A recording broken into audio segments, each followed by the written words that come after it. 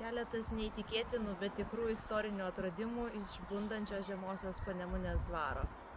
1650 metais įspūdingą atviros vilos rūmų kompleksą planavo ir statė Sapiegų giminė. Jonas Povilas Sapiega ir Kazimieras Jonas Sapiega, planavęs tapti Lenkijos ir Lietuvos valdovų bei užsidėti karūną.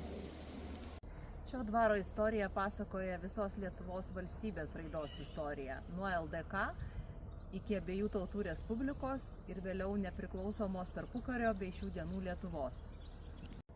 Dvarą valdė ne tik garsi Sapiegų giminė, bet taip pat ir kunigaikščiai Čartoriskiai, grafai Tiškevičiai, o tarpukariu dvaras priklausė Valentino Gustainio šeimai. Anot legendos, Sapiegos savo dvarą statė ne tuščioje vietoje, o buvusios Kryžiuočių pilies pamatų vietoje. Ir kas žino, gal pastarųjų savaičių atradimai ir tyrinėjimai netrukus šią legendą patvirtins.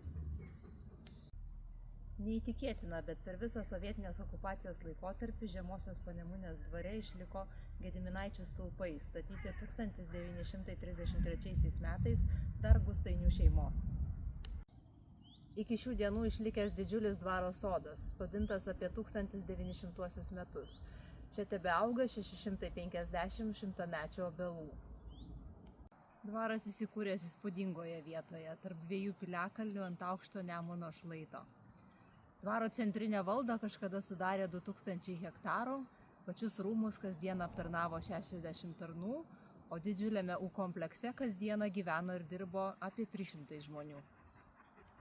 O ar žinote, kad šiame dvare savo vasaras leido ir Liepo alėjomis vaikštinėjo paskutiniojo abiejų tautų respublikos karaliaus Stanislovo Augusto Poniatovskio būsima motina Konstancija Čartoriska?